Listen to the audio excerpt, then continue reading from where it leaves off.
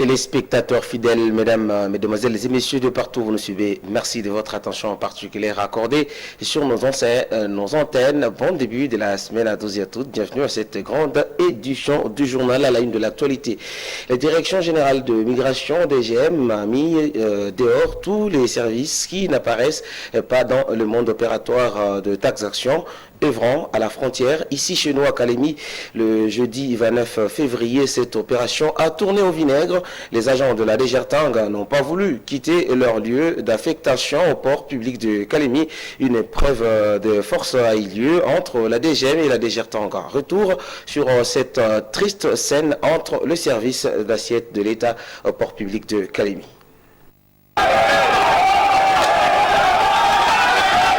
Une matinée pas comme d'habitude au port public de Calémie. Une altercation entre les agents de la DGM qui auraient reçu mandat d'ôter la barrière érigée par la DGRTANG et la BCSTANG. Une vive tension s'en est suivie et est montée entre ces services de l'État. Nous apprenons des témoins qui ont vécu la triste scène. À la base du discorde figure la volonté manifeste de la DGM à faire respecter les dispositions relatives à l'autorisation des services devant exercer aux frontières, lesquelles mesures ne reconnaîtraient pas, entre autres, les services provinciaux de recettes sur les 4 définis par la loi. Les agents de la DGM ont pu dégager la barrière sur la route menant au port, comme le dit ici un agent de la DGRTANG trouvé sur les lieux. Il y a eu un mouvement de panique, c'est parce que le directeur de la DGM a demandé qu'il puisse effectuer une mission à port qu'on appelle sous ordre opérationnel, c'est pas comme ça. Sur cet ordre opérationnel, il a quand même demandé que les agents de la province, quelques nombres, je ne sais pas le contenu de la lettre, parce qu'il fallait quand même si vous enquérir de l'instruction de la lettre et adresser à la DGRTANG par le service de la DGM. Mais c'est juste que le matin, j'ai vu cette lettre, j'ai vu le matin le numéro 1, les chefs de la DGM, accompagnés de quelques agents de l'ordre de la police, sont venus chasser tous les agents de la province au port pour dire qu'on n'a pas droit, soit accès d'entrer au port. Alors le bus est tout sorti. Arrivé encore ici à la barrière, j'ai posé encore le numéro 1 du jour et les membres de la DGRTANG, BCSTANG et de la DGM se sont quand même échangés à la barrière et juste après il a eu ce qu'il a eu.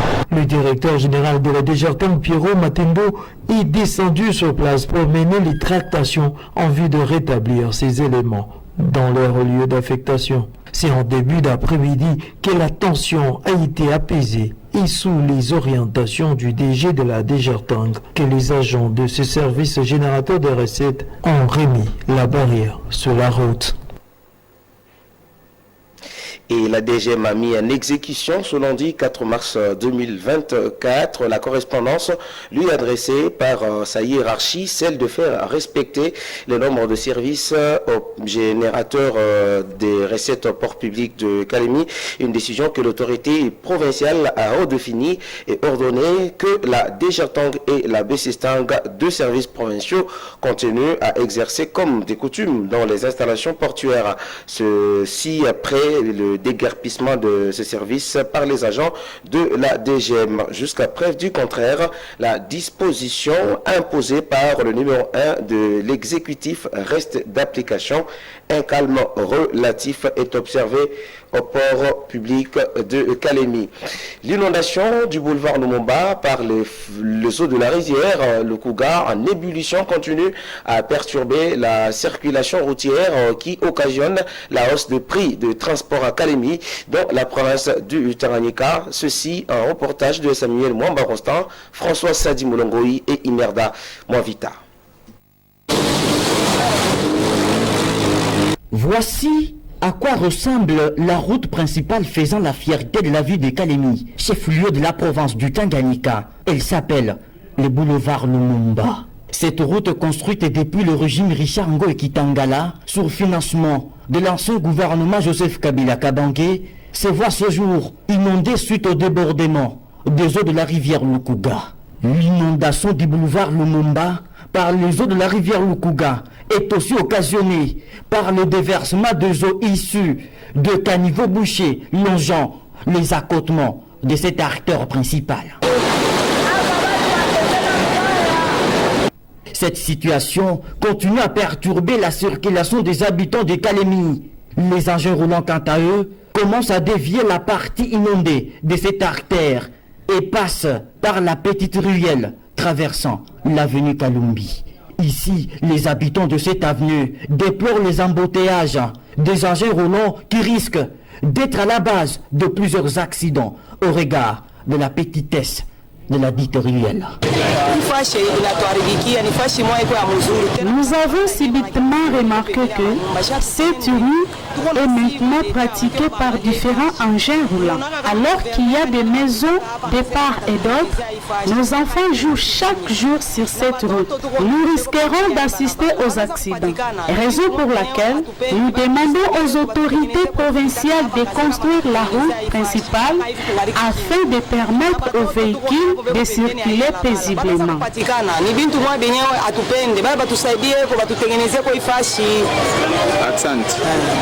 L'inondation du boulevard Lumumba par les eaux de la rivière Lukuga occasionne à son tour la hausse de prix des transports en commun dans la ville de Kalemi. Désormais, les trajets Kisegwe-Kamko, qui coûtaient autrefois 1000 francs, coûtent actuellement 1500 francs congolais, a dit un motocycliste.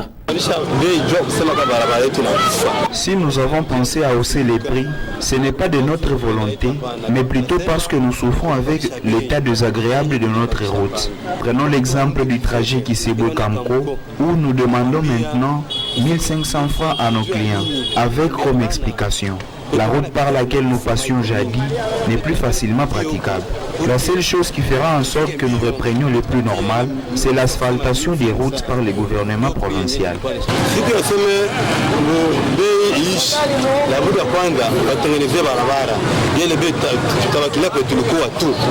Vu la gravité de la situation, une forte délégation du gouvernement provincial du Tanganyika, avec à sa tête la gouverneure de la province Julie Ngungwa Mayuma, est descendu sur place dans la matinée de ce lundi 4 mars 2024 pour s'imprégner de la situation afin de trouver des solutions idoines quant à ça. La Fondation Lumbu Kaozi, bienvenue, a organisé ce samedi 2 mars dernier une rencontre avec différentes femmes en vue de leur doter de pagne à l'occasion de la journée internationale de la femme qui se célèbre d'habitude chaque 8 mars. C'est un reportage de François Sadi Molongoy. En prélude de la journée internationale de la femme, célébrée le 8 mars de chaque année, la Fondation Lumbu Kaozi Bienvenue, qui prône la liberté, la solidarité et le développement comme devise, a organisé en date du 2 mars de l'année en cours une rencontre avec le maman responsable de différentes cellules, dans le but de leur distribuer le pagne. Pour cette structure qui porte le nom de son fondateur, Lumbu Kaozi Bienvenue, cette action sociale de distribution de pagne est un soutien à la culture africaine et un encouragement aux femmes à défendre leurs droits. Aujourd'hui, la Fondation Lumbu Kaozi Bienvenue a jugé bon de faire un acte de générosité, un acte social et un acte culturel pour soutenir la culture africaine. Quand une maman porte le pagne, ça témoigne la dignité de notre culture africaine. Nous avons distribué ces pagnes aujourd'hui pour aussi les préparatifs de la journée du 8 mars, la journée internationale du droit de la femme. Nous avons encouragé nos mamans à aller de l'avant, à soutenir leurs droits. Nous voulons que demain, qu'on puisse avoir aussi une autre dame qui peut représenter la province du Tanganyika et ailleurs. Après la procédure de partage à tour des rôles, suivant une longue ligne, sous les directives du coordonnateur provincial de la dite fondation, Nyembo Kaozi Deogracias, L'une des bénéficiaires de cet acte a présenté un mot de remerciement en jetant ainsi des éloges à la fondation pour ses bénévolats. Tunashukuru sana vile Papa Bienvenu anafanya. Manake tuko naona sa vile province ya Kalemie anatoka wa kwanza. Tangu uchaguzi ulipita, hatuyaona hata mtu moya mwenye anaita bamama.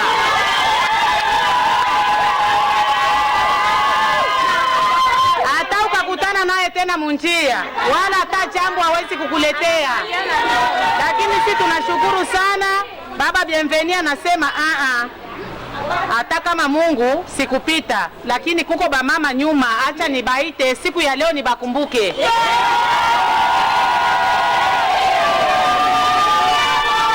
Baba Mungu akubariki. Usichoke hata 2028 tukakuwa bazima, tuko nyuma yako. Notons que pour cette année, les femmes ne pourront pas défiler comme d'habitude en guise de soutien aux femmes victimes de l'insécurité dans la province du Nord Kivu. Mesdames, Messieurs, le processus électoral en République démocratique du Congo et la situation sécuritaire à l'Est sont là les sujets dominants, l'actualité traitée par les médias qui nous a paru le matin de ce lundi. Melchior Katon-Tolonkolo pour la lecture du journal de journaux.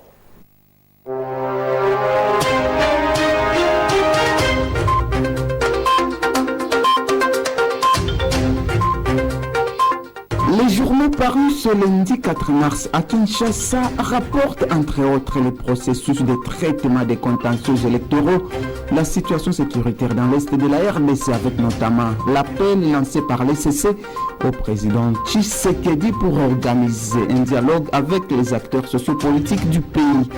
Mesdames et messieurs, bienvenue à l'écoute de la revue de presse.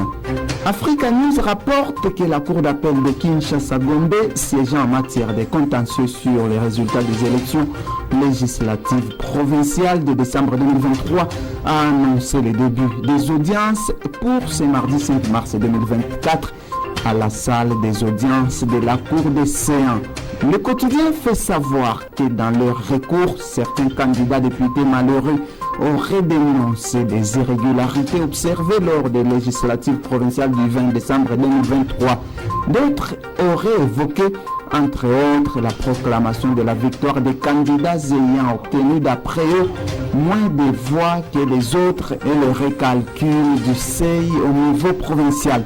De leur côté, les experts de la Commission électorale nationale indépendante, CENI en sigle, ont reconnu certaines erreurs matérielles, estimant cependant qu'elles ne pouvaient en aucun cas avoir une incidence sur les résultats qui avaient été publiés, rapporte Africa News.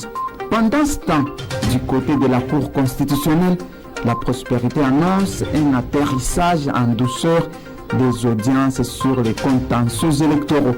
Saisi par plusieurs candidats contestant les résultats des législatives nationales et provinciales des scrutins du 20 décembre 2023, publiés le mois dernier par la Commission électorale nationale indépendante, la Cour constitutionnelle a terminé ses audiences en matière de contentieux électoral avec un record de traitement des dossiers, soit environ 1200 à 3 semaines, fait savoir ce tabloïd, précisant que la Cour constitutionnelle avait rejeté le 8 février 2024 63 recours des 82 candidats invalidés aux législatives nationales et provinciales par la centrale électorale pour fraude, vandalisme des matériels électoraux et détention des dispositifs électroniques de vote.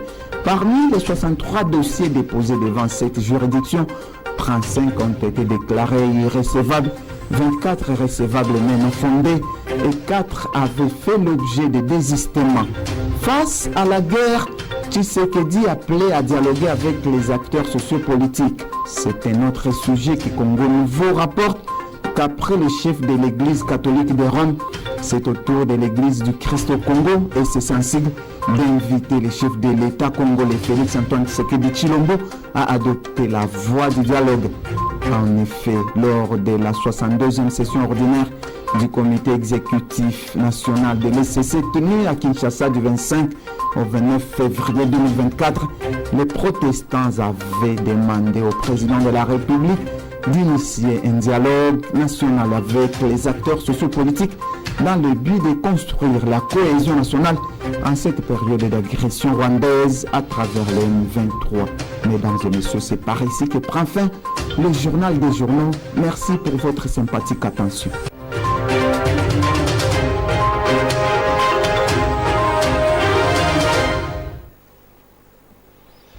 Ainsi prend fin cette édition du journal. Mesdames, messieurs, merci à vous de nous avoir suivis et restez une fois de plus pour la suite de nos programmes. Je vous retrouve pour un nouveau journal. À très bientôt. Merci.